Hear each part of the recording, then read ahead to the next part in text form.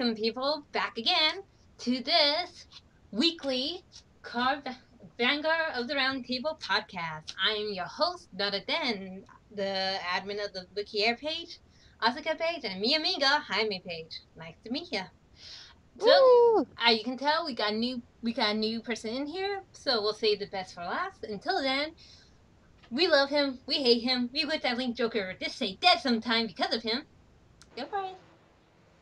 Wow, so much hate. Hi everyone. I'm the admin of the Chaos Burger page, and hope everyone's doing really well today and our past few days and everything. Alright.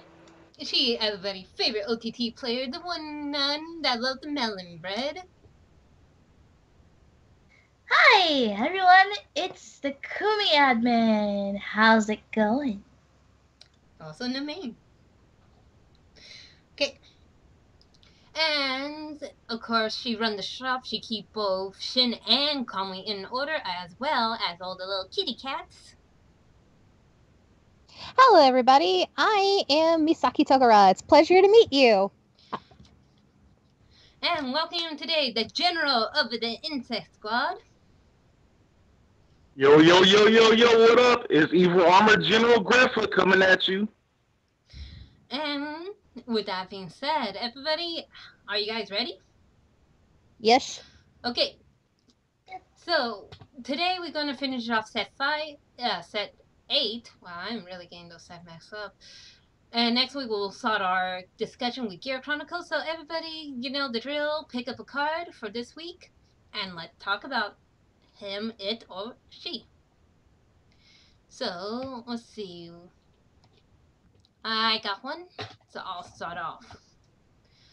I see. So, we are done with set 8. This set included Royal Paladins, Neon Nectars, Link Jokers, Grand Blue, Pale Moon, Dark Regulars, Gold Paladin, and Cray Elementals. That all of them, right? I think so. Genesis. I'm sorry. Okay, I wasn't sure. I didn't know if you named it already at the beginning. I know the 9 clan in this set. And with that being said, we have some really unique cards. So, and everything got released after this mark. So, let's start off with Pale Moon. And mine is going to be the starter for the new starter. And her name is Nightmare Doll Pamela. She's so cute too. I love her art. And her skill is Forerunner ability. Act skill, Rearguard. Put this unit into your soul. Choose a normal unit from your hand and discard it. Look at the top cards of your deck and put them on the top or bottom of your deck. Draw a card. If the number of face-up card in your G-zone is more than 1, choose one of your unit and it will get an extra 5k until the end of the turn. So automatically, when you look at this card, you'll be like, well, it's a Nightmare Doll. And basically, you probably wouldn't use that skill right away. You probably want to have this unit out, so that way you can activate Nightmare Doll Beatrice skill. But sometimes if your soul is not ready, this skill will actually help. By putting it in your soul and discarding a normal unit, which you could discard a Forerunner, a Perfect Guard, or even your other grades too that are not Worklights.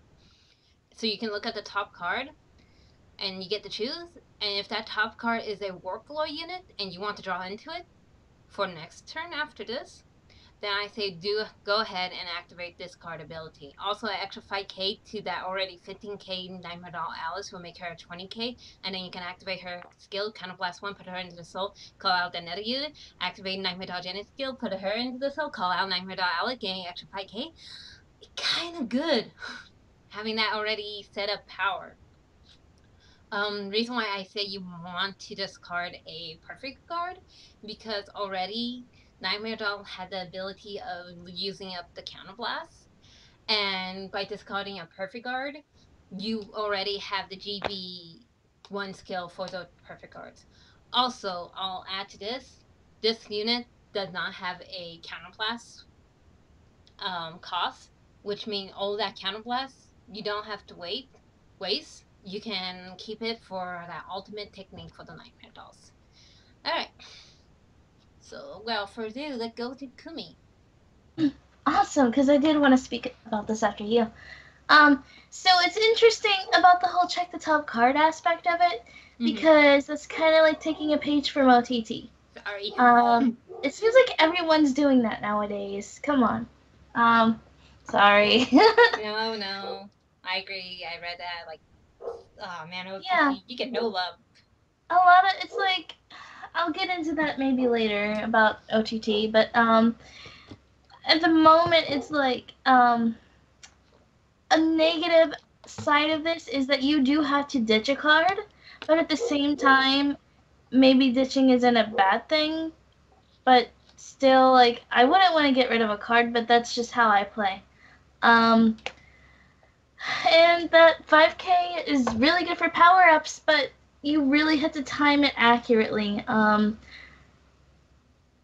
I'm still learning a lot about Nightmare Dolls because I am in the process of building a deck, but like this seems like a feasible starter, just tricky, and Nightmare Dolls are tricky as it is.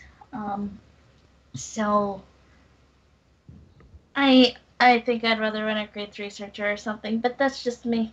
I don't know. Understandable. Okay, let's go to Misaki. I think it's actually a pretty cool card. I mean, it's kind of sucky that you have to ditch a card for it, but with the skill, I think it's kind of worth it, to be honest. Giraffa. It kind of reminds me of the unit from Gear Chronicle, the one that came out in last set. The little Draco Kid guy. Oh, him. Yeah. I forgot about that. We did not have our resident Gear Chronicle, so I don't know his name. We'll probably figure that out later on. But yeah. Okay. Anything else? I like it. It's okay. I don't know too much about Nightmare Dolls, so I can't really have like a full opinion on it. Okay. And let's go to Chaos Breaker. Is my mic on? Yeah, it is. I would say this isn't too bad. I mean, it's a common, right? Yes. Yeah. I know that in the last set, Gold Paladins got exactly the same card. And from the way I see it, hey, it's a drop and draw.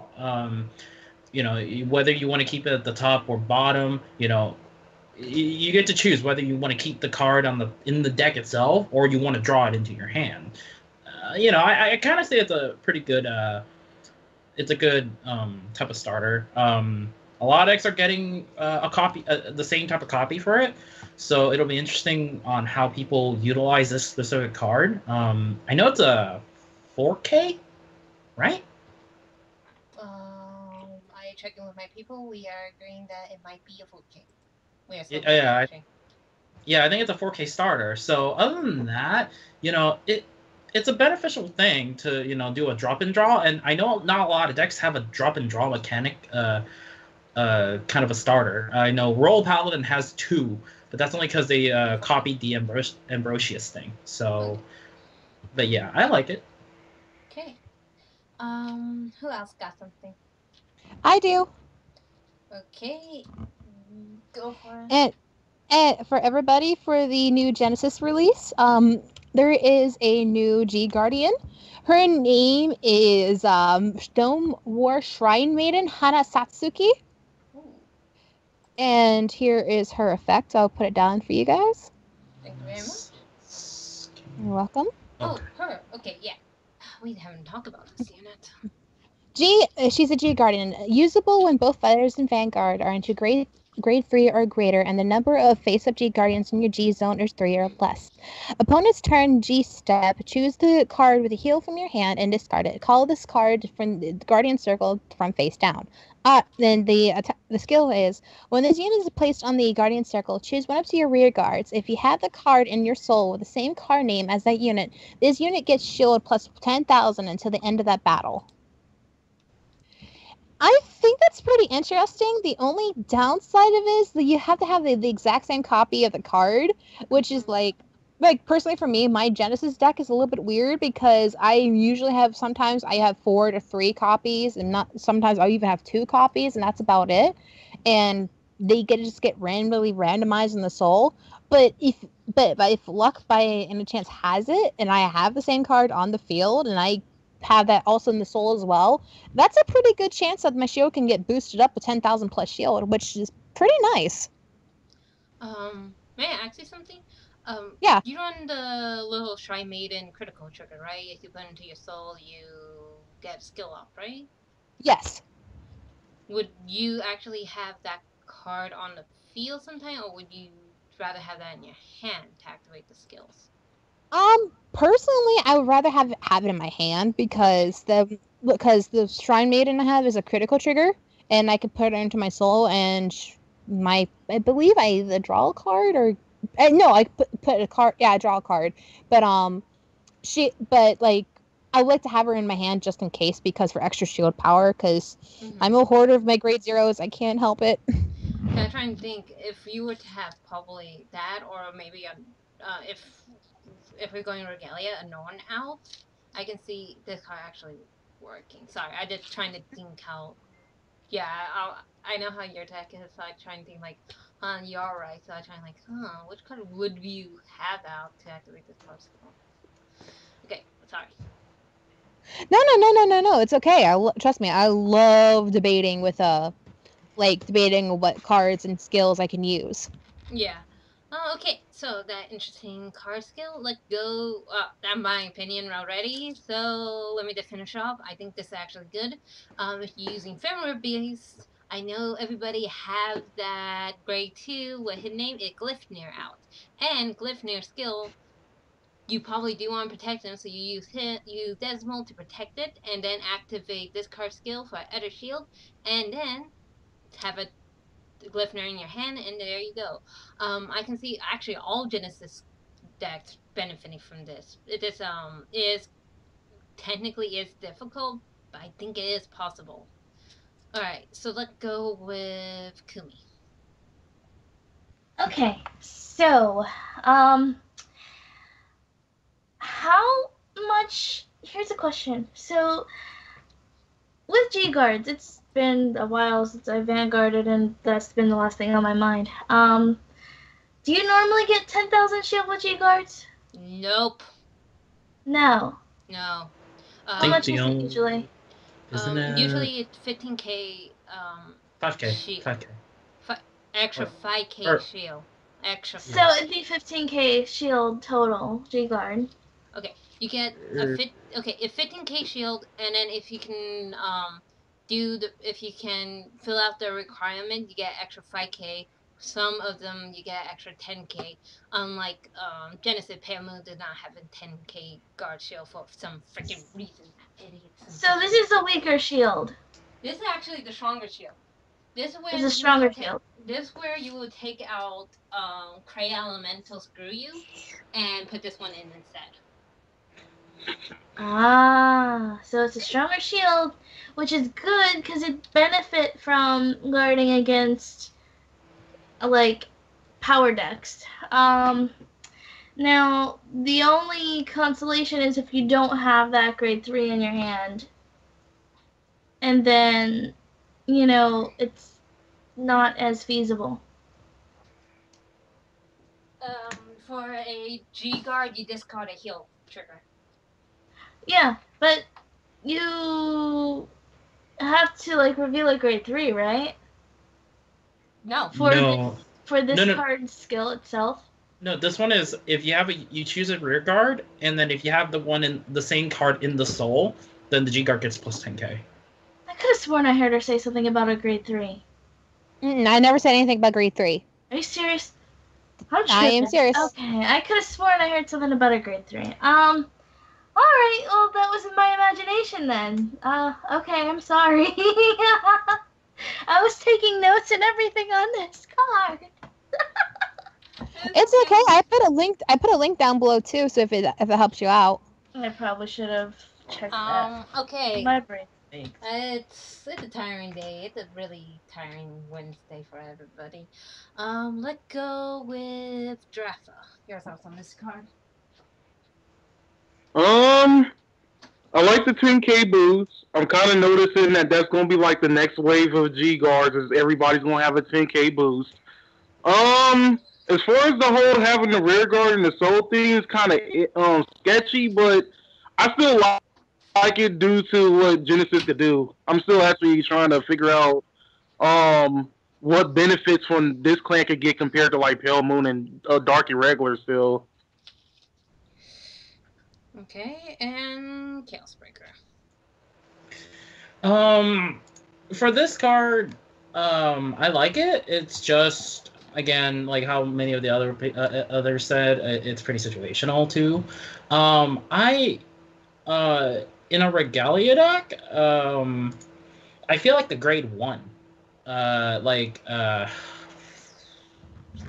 Owl? was it? No, not Ordain. Ordain's like a 2 of in the deck. There's a 4 of. Shiny Angel. Shiny Angel, I feel, is actually really good. Or it's not really good, but like it sets up. And considering the fact that you can actually, if you soul charge the Shiny Angel and you have 1 or 2 in hand, you can set up this G guard so that, call this unit. And then, hey, I have a Shiny Angel in the drop zone. Hey, I'm going to put those into the soul so that the next turn, I have a heal trigger in my hand. I can G guard with this card and then choose Shiny Angel to get the plus 10k because you have a Shiny Angel in the soul. Kind of like that. There's a lot more combos you can really do with this thing, but some cards that could be considered would be like Chimera, Norn, Shiny Angel. Trigger-wise, I don't really see myself using triggers onto the field unless it's really, really necessary.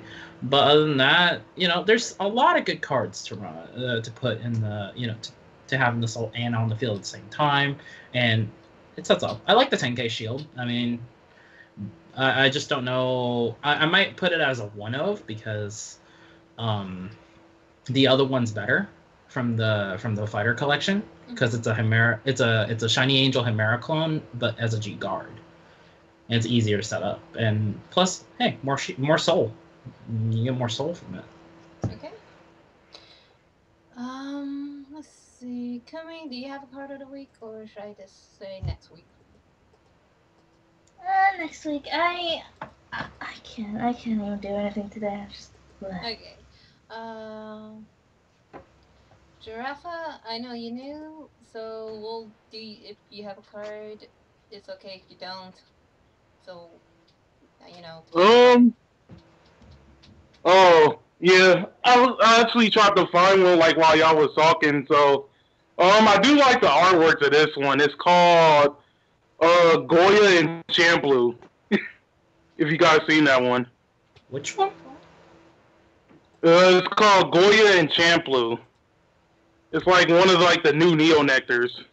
Oh. Okay. Okay. Give us one moment. We are looking at the skill up. All right. It's up on the chat. Yep. This Neo Nectars. Oh, Overhaul's got one. Okay, got it.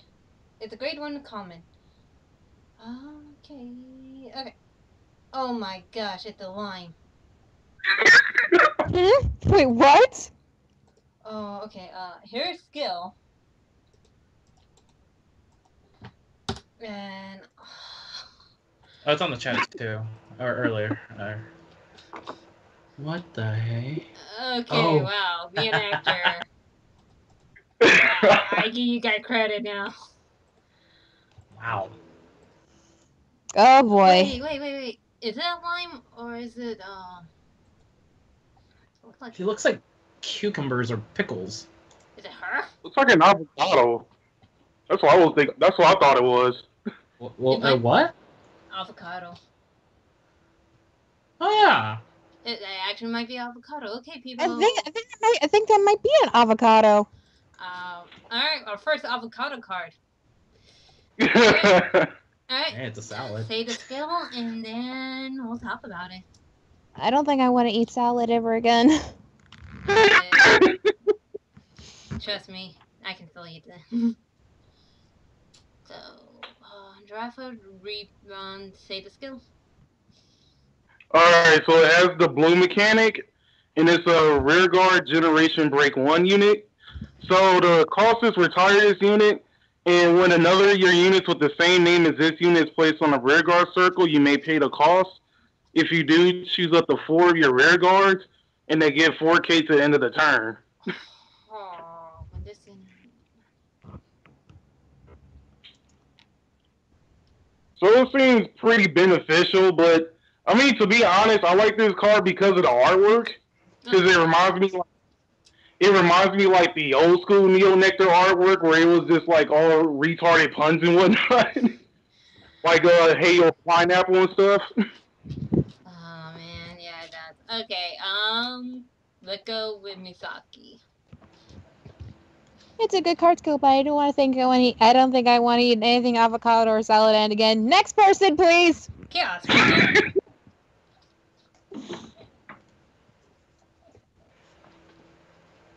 Next. Chaos. I'm next. I didn't hear myself. Or I didn't hear my name.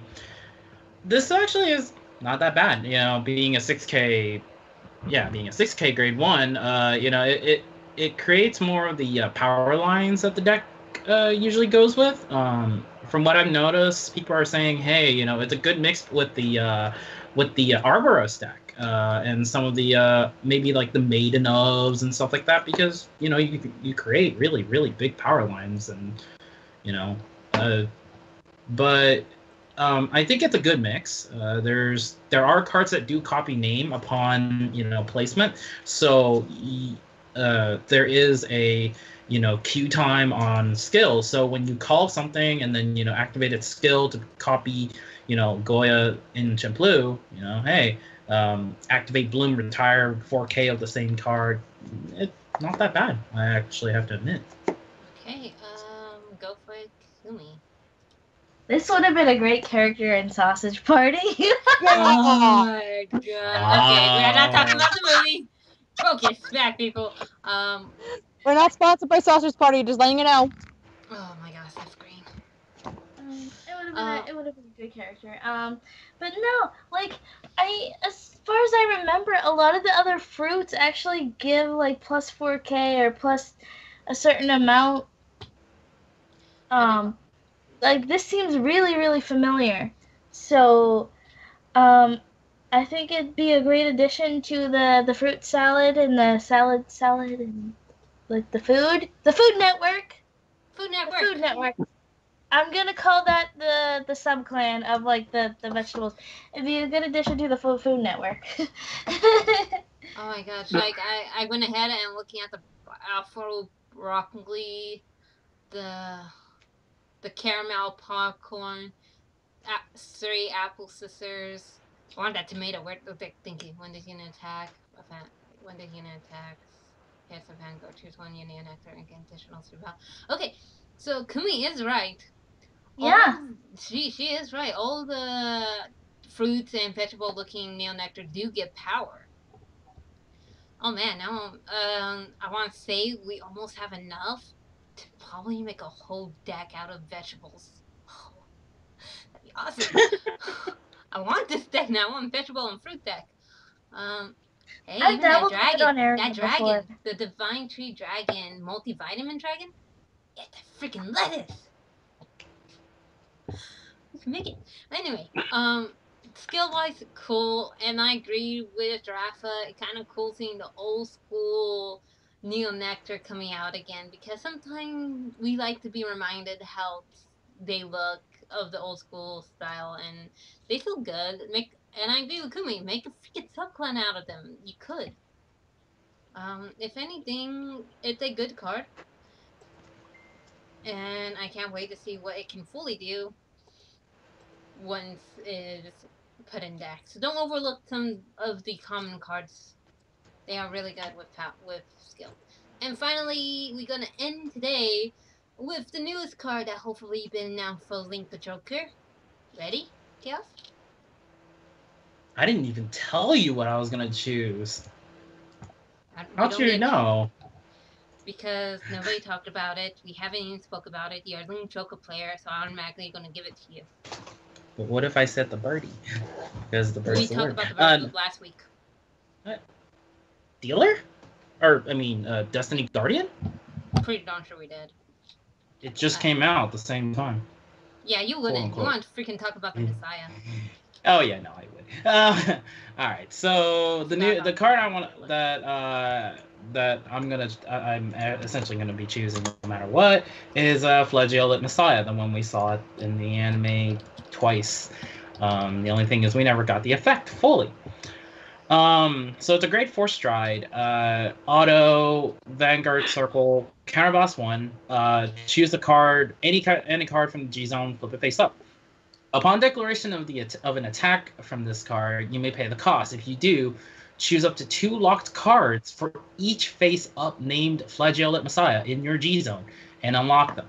If the number of units unlocked this effect is 1 or more, choose any number of locked cards, and those cards cannot be unlocked during that player's next end phase. So essentially, you Omega lock your opponent's locked.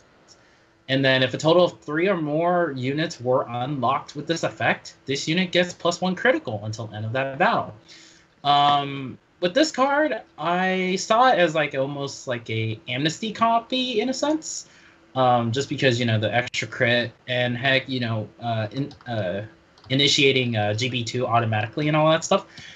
I was kind of sad that choose up to 2 locked cards for each face-up card named Flagellate in your G-Zone.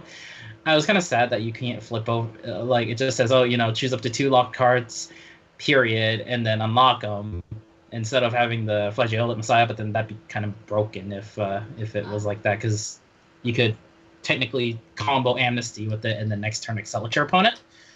But I like this card just for the fact that, hey, for a lot of other players who can't get their hands on Amnesties or quote-unquote big crunches, gives them more options, I know big crunches are pricey. I know Amnesties are pricey. Excelics are kind of in the middle kind of range area. But this card, hey, it's a very good option to run. Still puts up pressure and still, does a lot of the unlocking, locking, and has that +1 crit. On that, I mean, I like it. I want to get a playset to give it a shot, and I will probably test play with this card just because I want to see how threatful Flagellate is in comparison to the normal Blizza play for first turn. So yeah. Okay. Everybody, don't forget to look in the chat since I do put warnings in there or to let you know. Okay, let's go with Misaki. I think that's a pretty good clan. I mean, honestly, I love how we're getting more favors for that clan to be coming in, and it's pretty interesting, and especially the skill as well. Okay. Rafa. I like the card. It's actually pretty interesting. I kind of want to see if this will work in my Glendios build, but I highly doubt it. No, I don't think it'll actually work in that build. I really don't think. But it is. I do like that there's more options for the stride base, because I think that was part of the problem when I was trying to make the deck, was finding more generic strides for the clan. Oh my god. Alright, my turn. Alright, I'll tell you why Calibration you cannot unflip anything to activate that full effect of that skill. It's the same reason why with Millward and Mephisto you have to unflip those cards in order to get the full effect. So it's a You could unflip the other card, but if you want the full effect, you have to flip the card name itself. Oh. Well, you don't get any effect if you don't flip over Flagiolet. Yeah, same thing with Mephisto. Yeah. Oh yeah. Huh. I can't give anybody 1K unless I pick a Mephisto card. Yeah. And I can't. Still though. Still, for turn strike. Flagiolet. Yeah, first turn Flagiolet. I totally know. I actually see that actually better than what's his name? Blizzard. Yeah, I'm gonna call him Blizzard. Because I have what his actual name is. People. No. Technically, yeah. Yeah, I see that better because you don't waste a counter blast.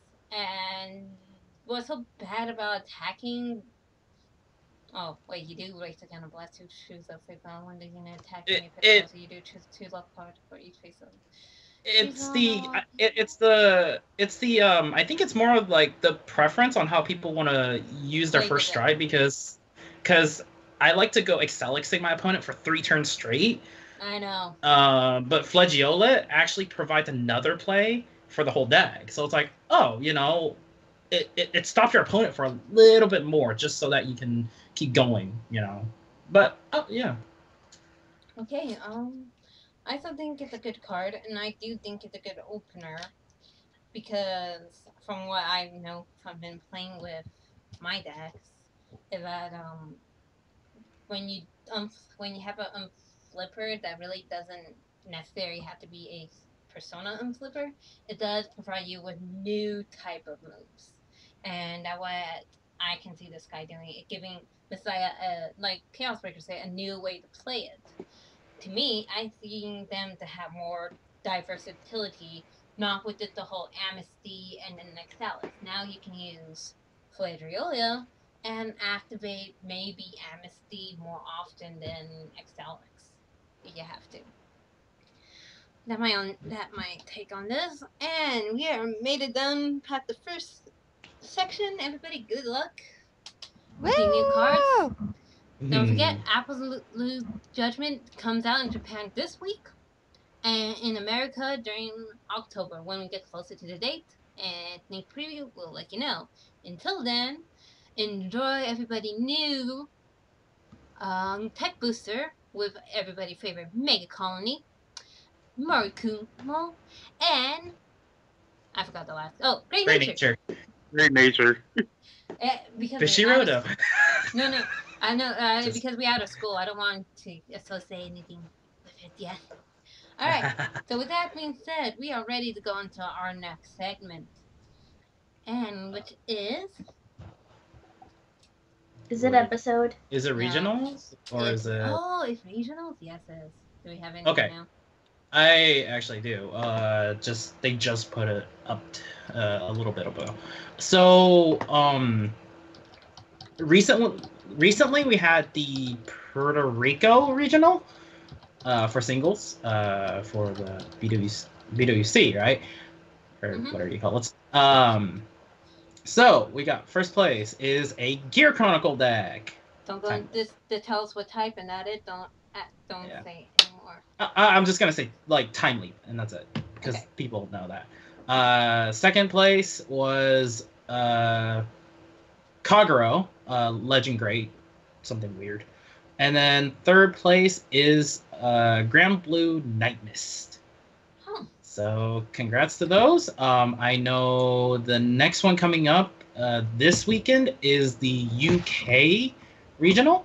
So, and I think that is the only one. So, yeah, good luck to those people. And yeah. All right. I could be wrong, but yeah, I think it was just the UK. Yeah, then we started really not much with the regionals because we at the beginning. They have not. Oh, I lied. Atlanta, Georgia. Atlanta, Georgia was the other one for this weekend. Yeah, Springer corner. Anyway, good luck to everybody who is going to the regionals. I think we know a couple of them who are, so good luck to them. And we'll keep on going. There were no new information, no new product drops. We do know that at least with the Gear Chronicle Clan Booster cards are getting released, we know that it is going to be a mixture of Time Leap, Bind Zone, and the original skill of Gear Chronicle. So when we get more information on that, we'll let you know. And we also will tell you guys each zodiac name once each single one is announced and what they do. So look forward to that.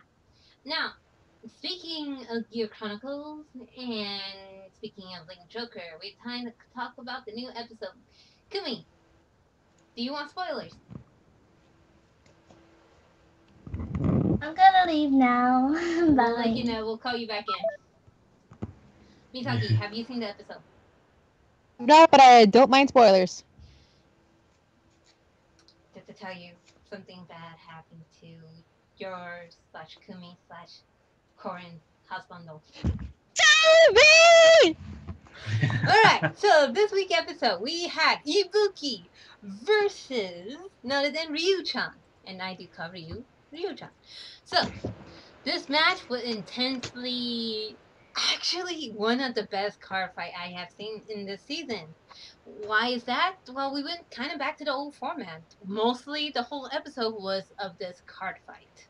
Well, a little bit of back history and stuff. This episode focused nothing but on this match. Now, in this match, we had all 12 Zodiac Time Beasts being not played, but called out and put into the bind zone to call out the Ex Machina, while Ibuki used his Hydriola to the full extent. Now, without further ado, I'll say this episode, I'll go first. This episode was just amazing. I have not met somebody who said they hated this episode. Everything about it, from the fight to the character development, all by Ibuki alone made this episode great. I'm going to say it seemed like with the power that Ryu-chan gained made him kind of losing his mind in a sense. With that being said, though, I think that he doesn't even notice it himself. Now with Ibuki, best card fight I have seen. I'm sad that he lost.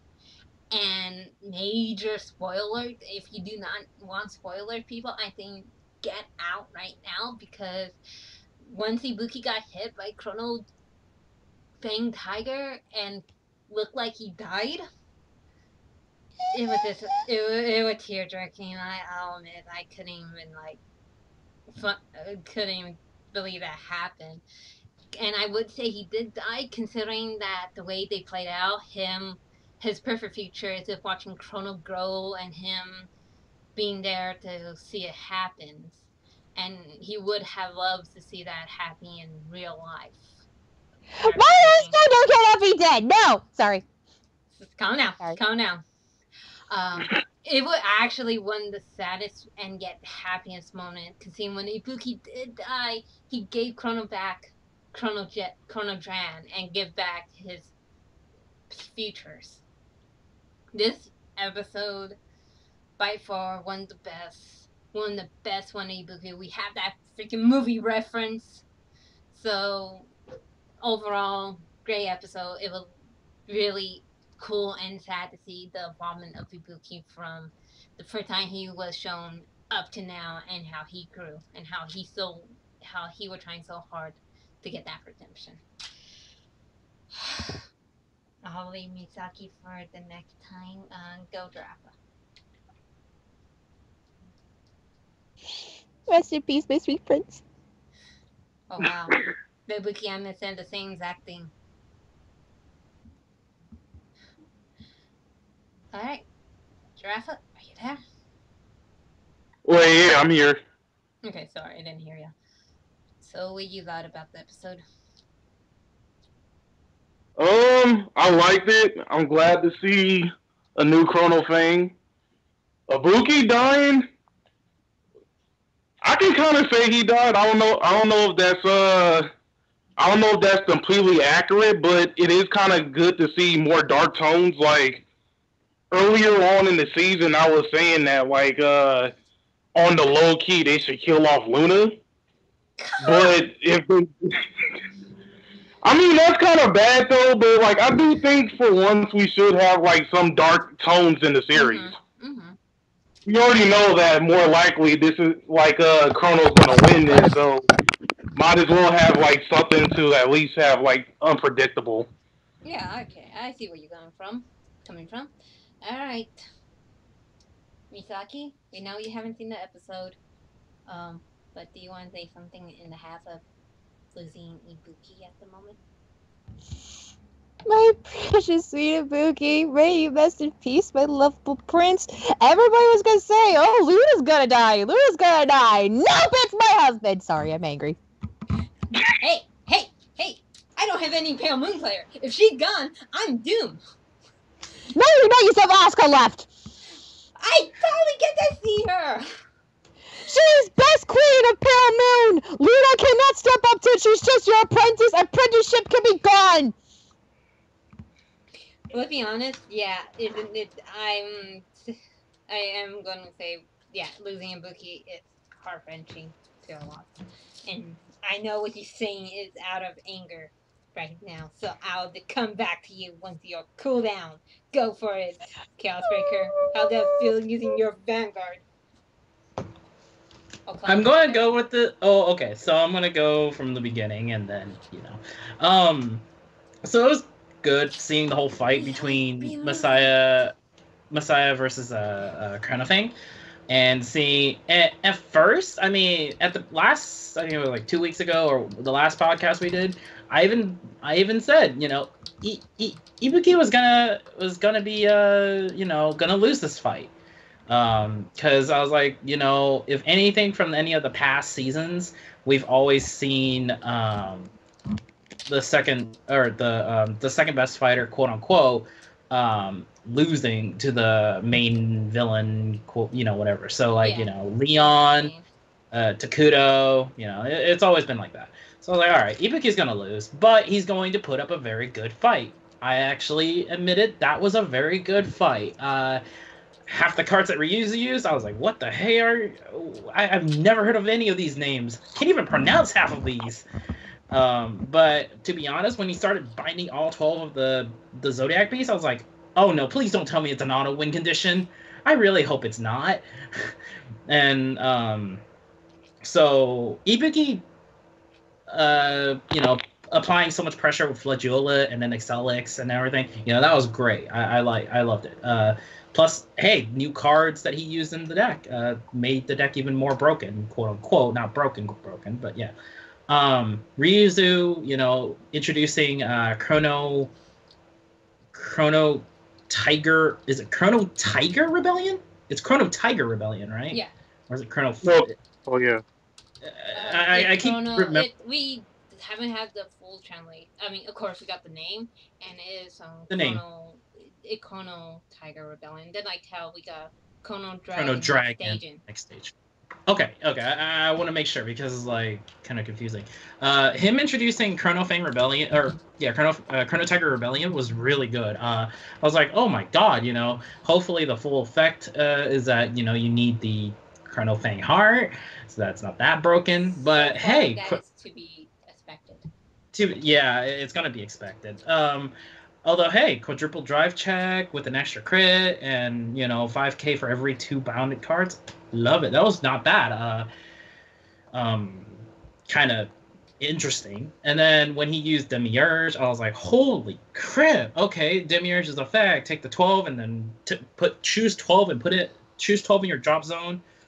Or take 12 from bind, that's Zodiac Beast, different ones, into drop. Choose 12 cards and stack them in your deck. I'm like, that's kind of broken. Not crazy broken, but damn. But yeah, other than that, it was holy crap. But yeah, I mean, yeah, he lost, but oh well. I'm going with my thought. He's not dead yet. He's not.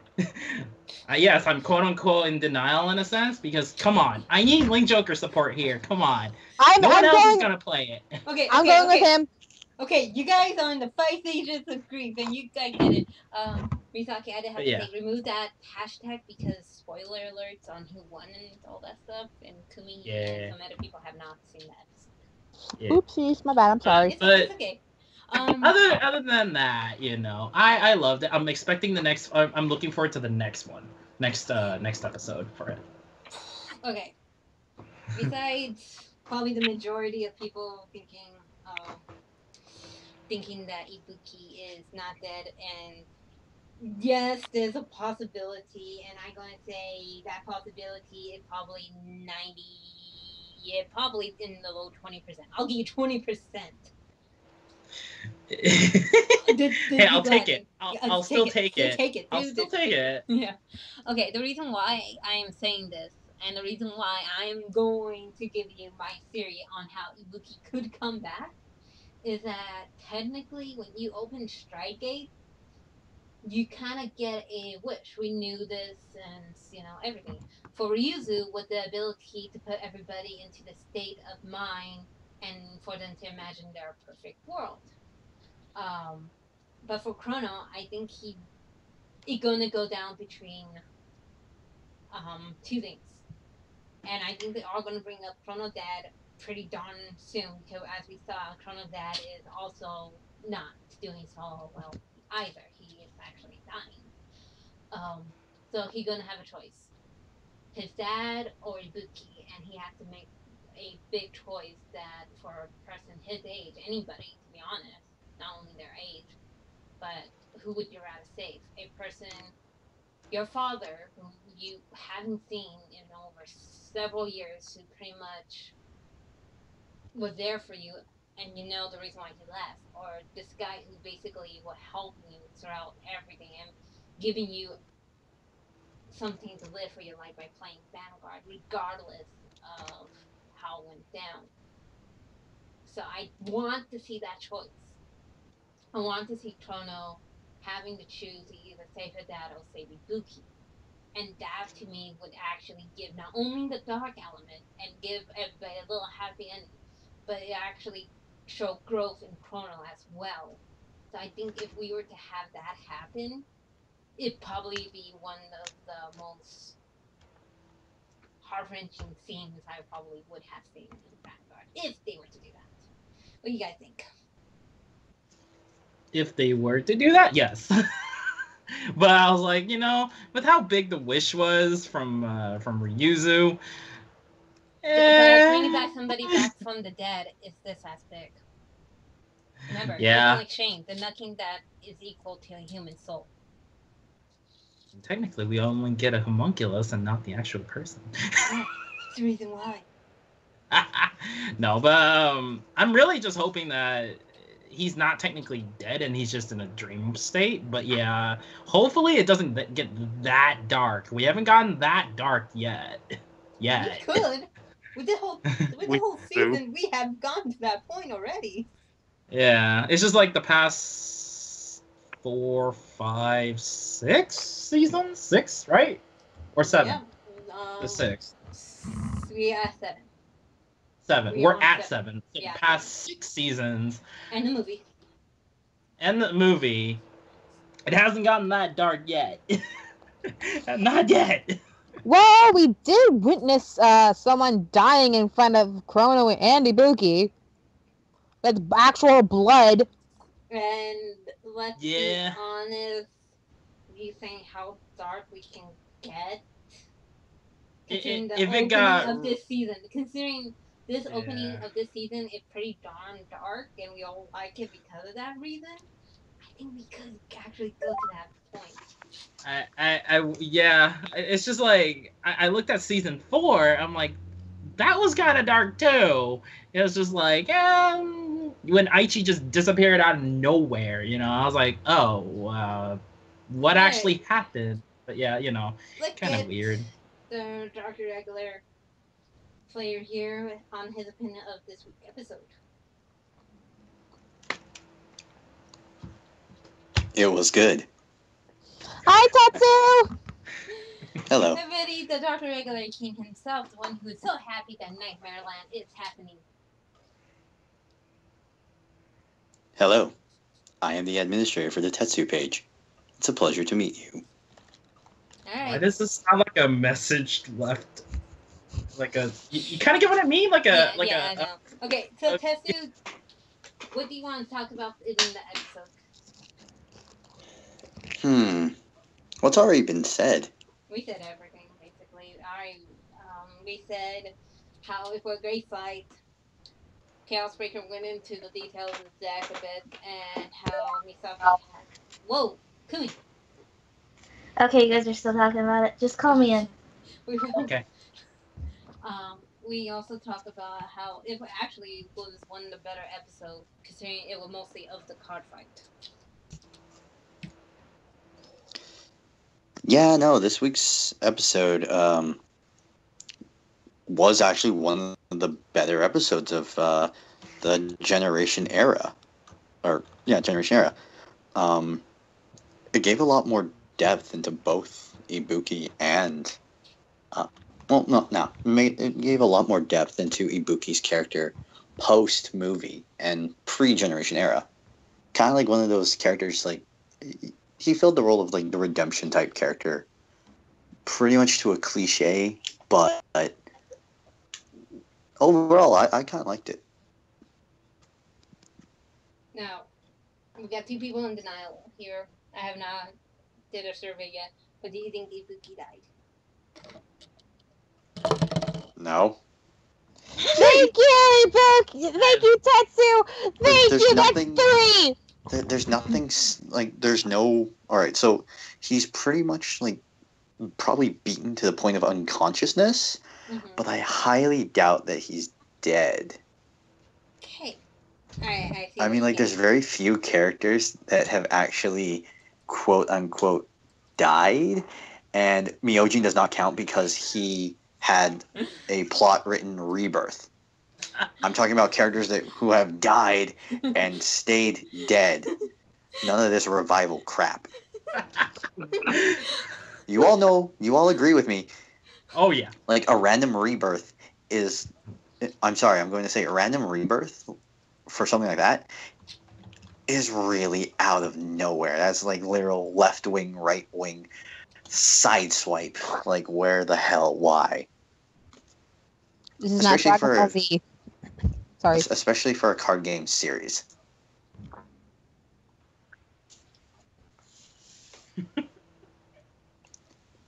No, rebirth does not count. But. Okay. Jokes aside. Jokes aside. Jokes aside, this was a really good episode. And I like the amount of depth we've given the characters throughout this fight. Alright. I see why, and yes, we have not killed a character off yet. I mean, there's still a possibility we might have a couple times, so Luna fight still haven't happened, so that still could happen. Wait, but we gotta take into account openings doesn't always tell what actually will happen in the anime. This is not Fairy Tail. Pretty much, if you want to avoid all spoilers of Fairy Tail anime, do not watch the openings. Really? Yeah. Yeah. Oh wow. Anyways, going back to the main topic. Going back to the main topic. Next episode next week is when we, or at least our Shion form dragon, been waiting for. It's Royal Paladin versus Genesis, Shinonome versus Shion, and it's gonna be intensely battle. I hopefully will see why the Classic Freak is doing the things he does. I want some backstory, Bushiro. Nobody that crazy without some sort of, I don't know, thing going on with that head. So, I Do so you mind- say he do you mind- is Tom's brother. Dun dun dun. Can I quickly state that I'm sure if we get a backstory, it will be quite the revelation. you want to keep going with that? You're very I am brave. trying to be very brave. On point, Chaos, on point. Yeah. I'm gonna kill you guys one day. So, Oh, come on. Free donuts. wow. I did not expect that. Thanks for joining us. That's a quick question. Are you happy for the Nightmare Land support?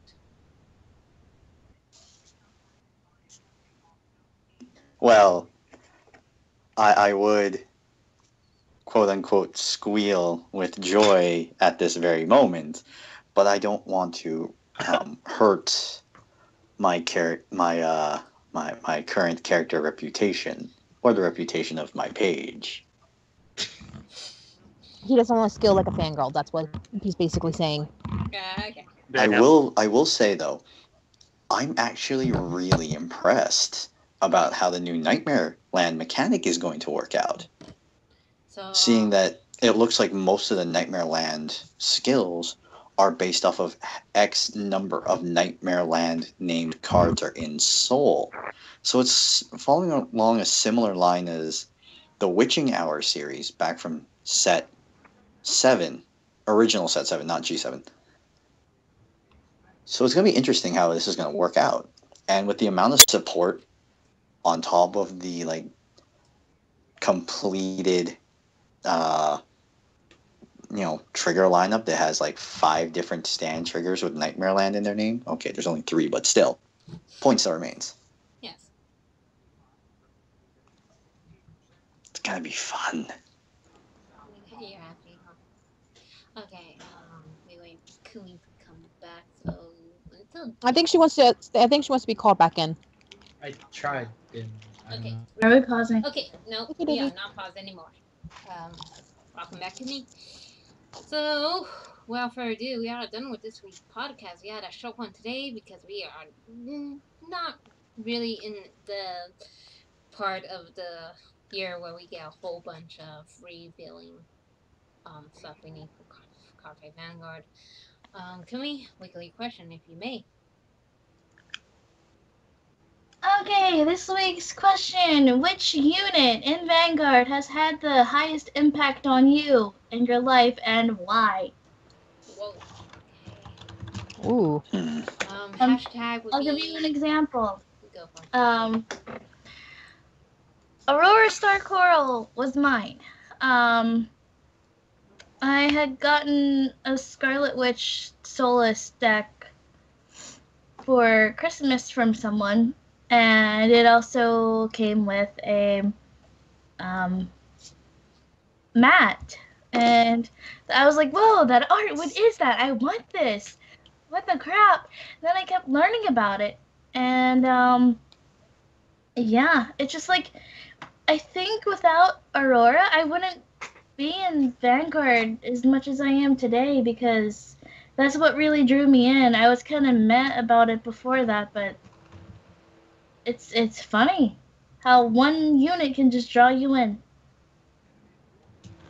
and just, keep you going. Alright. Alright. So okay, repeat the question. What's the one unit that got us? What's the unit that English, please? What's the unit that had the most impact on you or your life, and why? Okay. Most impact, whether it be in any relation to Vanguard or Yeah. like Yeah, the most impact on you. to play the Vanguard Personal game. level. So like to play the Vanguard game, Or in real personal life. level. Mhm. Okay. While we are thinking, guys, putting your hashtag nothing towards the episode because episode was too good. Also, Drafa, you'll pick this week's hashtag. Okay. Can I go? I believe I have Yeah. you mine go. for the question. Go. Okay, so most people who know me in person know that the first Dark Regular deck I've ever owned and competitively competed with was an Edel Rose build. But in all actuality, the first Dark Regular card I ever received was actually from Night Kid himself. He gave me an Alluring Succubus card. So it did its job. It was very alluring, and the moment I had the card, I was allured to the clan, not just because I have an affinity for quote-unquote occult demonic type themes, but I really liked the card art at the time, and it just drew me in. From that point on, after I got that Alluring Succubus, I got more and more cards. I built Edelrose, and from that point, I've owned a dark regular Monopoly in my hometown. So, as much as Night Kid likes to blame my greed for the Monopoly, which it's been there to sustain it, he was technically the person who put me on it. Oh my gosh, he made you who you are today. Hashtag it's Night Kid's fault. Hashtag not his fault. So greed as in greedy hand. he gave. Who's the one who thought of that? I blame Tetsu, Ian. Or I mean, Nike. I blame Ian. Thank you. So, I guess I got one. Also, No. unless you got some more, or unless. I'll go. I got one too, but I'll go after everyone else goes. Okay. I guess the card that would be my most quote unquote influential to me, and I take it to heart, would actually be the unit that I chose to create the page, Chaos Breaker Dragon. Although I did start off playing Gold Paladins, this is pretty much the one that kind of took it to heart because it kind of fits with my motif in a sense, like, oh, you know, kind of give you some hope and then like just take it away immediately. Just for fun, not in actual terms of, you know, real life thing, but like, you know, in the point of the game wise, you know, I'm trying to gain advantage, everything like that. You know, it's the card that fits me, I feel. So and plus it, when it was first released in the anime and I kind of just looked at it, I was like, wow, that this is like a calling of like the Reaper coming in because of that scythe. And, you know, eventually I went towards the to yeah, I kept going towards that route, and I cannot get away from it because it's my calling. But yeah, Okay. I would say Chaos Breaker. Jirafa. I haven't thought about this particular question too much, but I would pretty much say Crayon Tiger in a way, because when I started the game, I started with Great Nature because I remember my friend was trying to get me into it, and all I asked him was there any decks with furries in it? And he told me that Great Nature had them. I was like, okay, so I'm gonna just pick up Great Nature.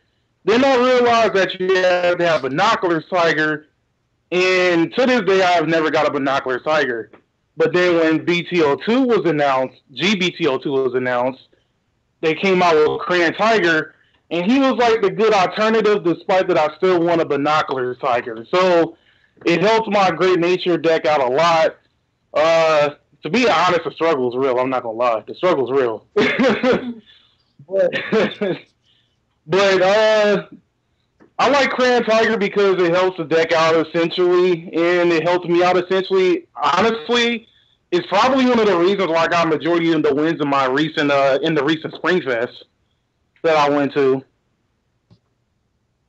But yeah, that should be probably the card that gave me like the most inspiration as of right now, despite I'm Evil Armor General Griffin. Misaki.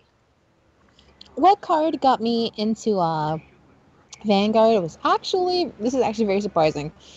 It wasn't until like I started really saw the Battle Sisters that got me into Vanguard completely, because I was originally with our page admin Toshiki Kai. We were watching. He'd show me Vanguard, and he was like, "Oh, you might like this." And this is the time I was like, it's like I'm okay with card games. I'm not really truly fond of them anymore. It's like, oh, just give this a try. And I was like, okay. So I watched it, and I saw Misaki's episode coming up. It's like, oh, this is gonna be boring. She's nothing to be a side support character. Whatever. And all of a sudden, I saw Amaterasu. I was like, holy crap, waifu material! But what really got me into the game more was honestly Battle Sisters. Okay. Any particular one? Sorry, I asked you in it. Okay. I would say Battle Sister Tiramisu. Oh, The draw trigger?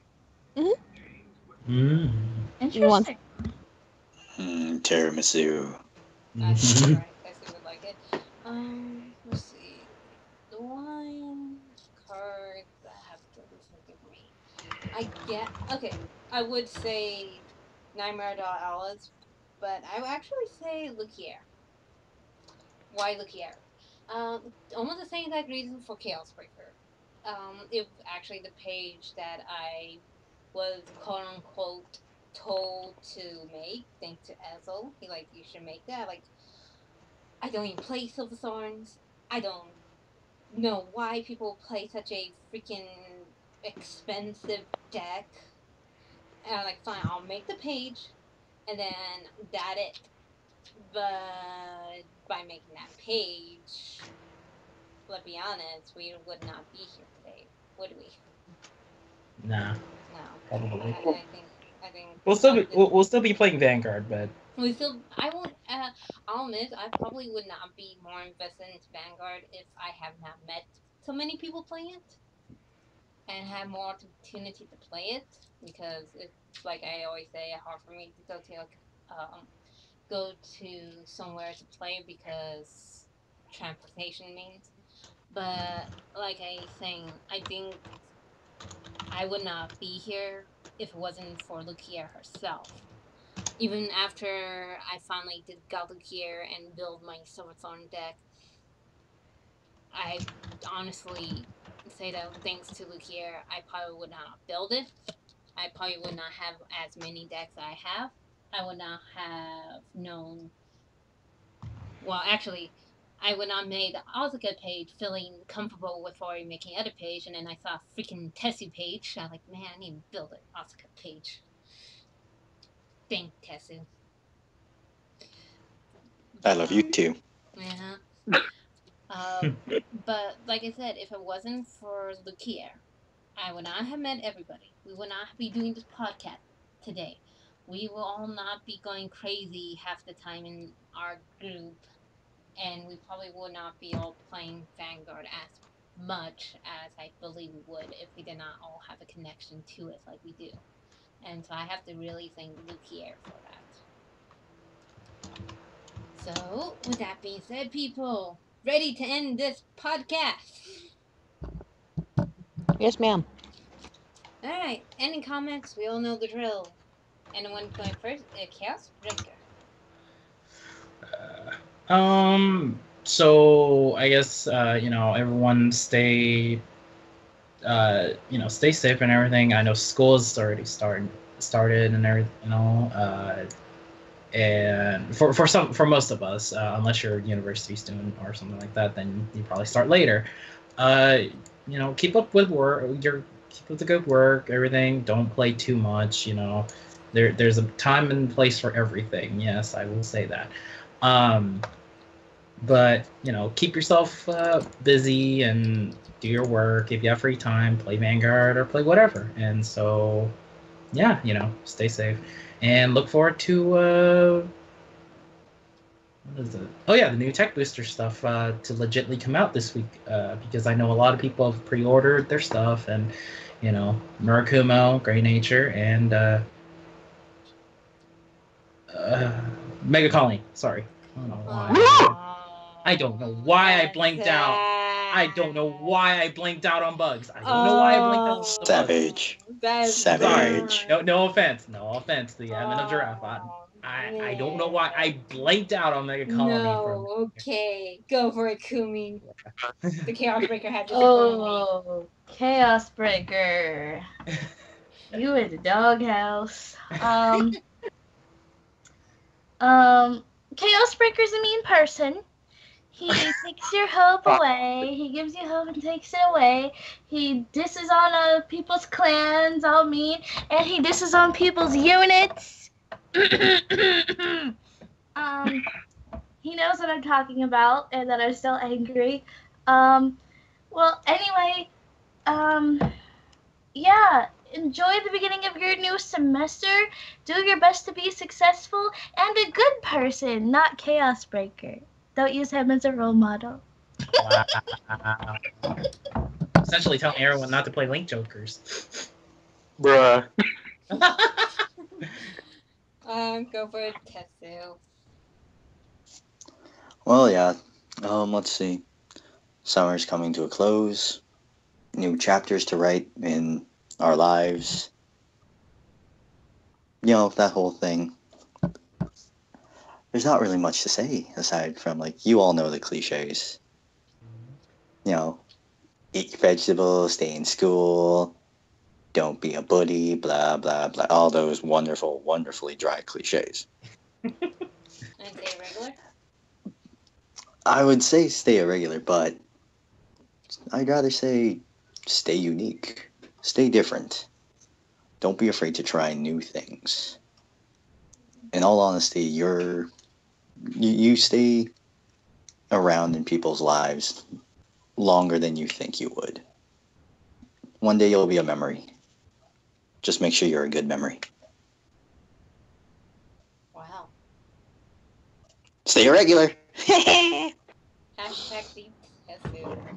Oh, Misaki, you're up. Well, summer's coming to an end. Everyone's going to school, and everyone is like saying, "Oh, fall is coming! Yay!" I, for one, is not happy with fall's coming, but winter's coming soon after that. But everyone stay in school, have fun, and if you need a good role model, look up to Tetsu. He's very punnable. Alright, I'll go next. Nothing else to be more said than when everybody else said. If I have to say something, I say enjoy your summer, because it doesn't last. Each summer is always different from the last. Everything always change. I do like fall coming because I live in a hot climate and my air conditioner decided to break today. So I need the coolness of the second week of October. Also make it easier to cosplay. If anything, we coming close to Strygate, and after that we got Vanguard G next, and we don't know how long that one's gonna be. Hopefully longer than the original Vanguard 4th season, because somehow I don't want G to end quite yet. With that being said, we'll let the new guy pick the hashtag and say the ending comment.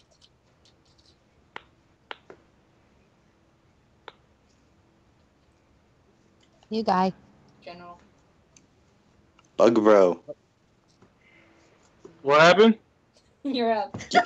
You pick the hash and comment. Oh, I picked the hashtag. Ibuki needs some milk. Okay. Any comments?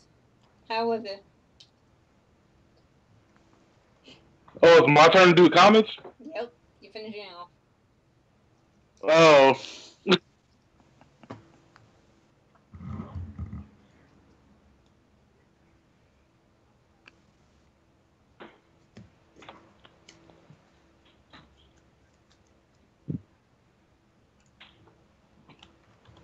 Oh. Okay. So, everybody ready to say bye? Yes. Alright, people. We'll see you Nice. guys next week. This was, if I'm correct, we are almost into the 90s. We're in the 80s right now, and I am talking about the podcast, not the years. Oh god, for a second I was about to be like, we're old. We I know. time leaped. We time leaped quite a bit. I think me and Tetsu thought the same thing.